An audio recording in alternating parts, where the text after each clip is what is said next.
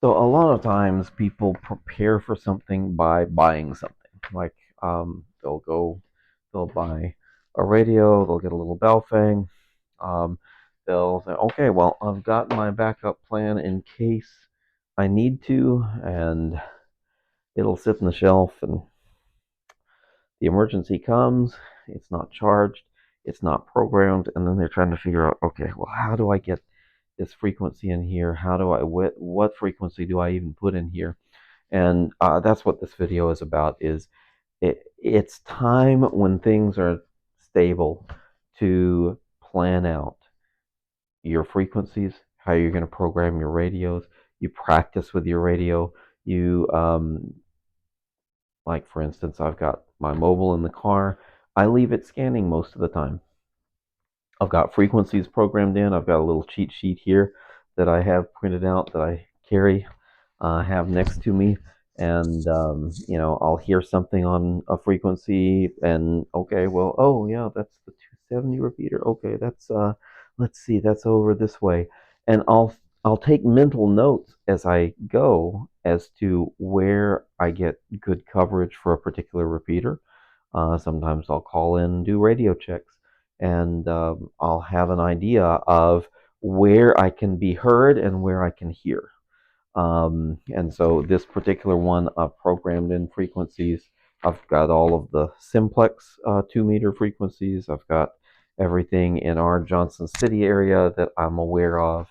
I've got frequencies covering even up into the southwestern part of Virginia, down towards Knoxville, down towards Asheville, and just all of this region. As many people don't realize, mountains cause some challenges with radio.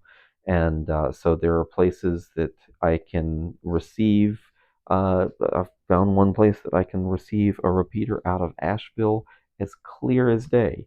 And then I can't pick up another repeater that's much closer from there.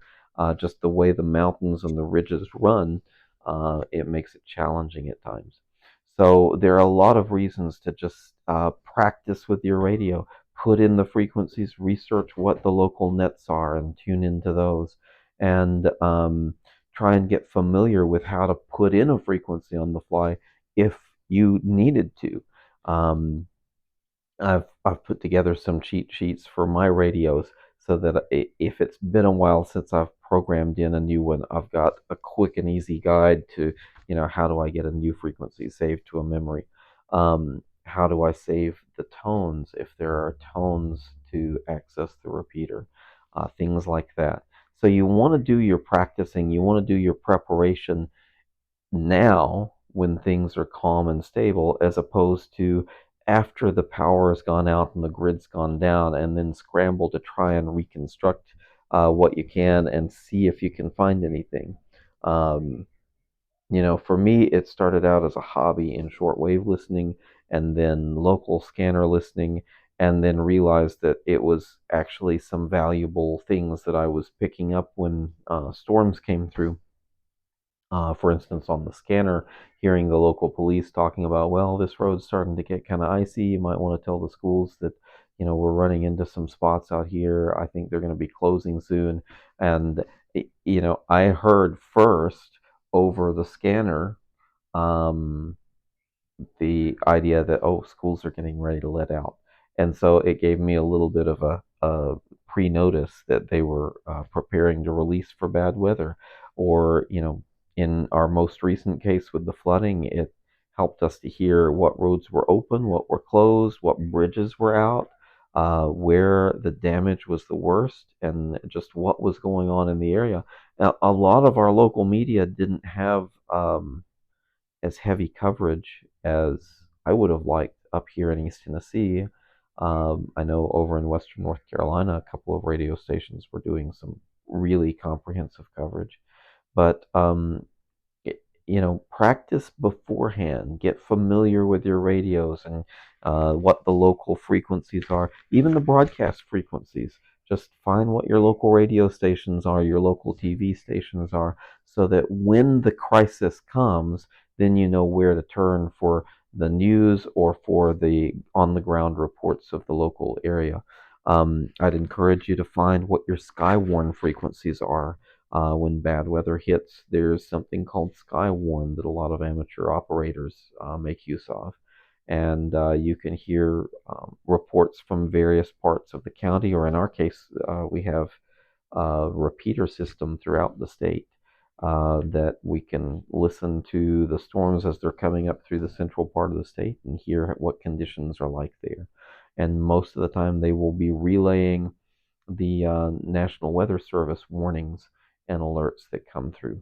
So, practicing before the crisis is a very important thing, and I'd encourage you to start preparing today. Get your charts and your lists. Yeah, I've got my GMRS license right there. It looks like. Um, Oh, that's my amateur license.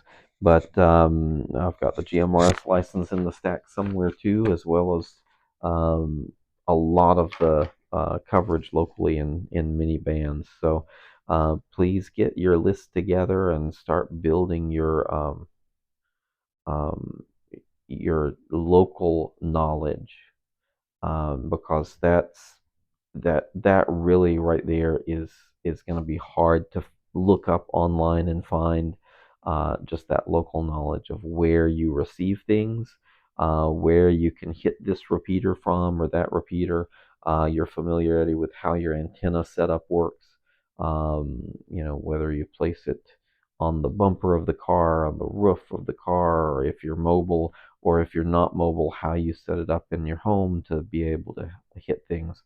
Um, a lot of mundane stuff, it seems, and sometimes you feel like you're just kind of you could spend lots and lots of time on it for no good reason.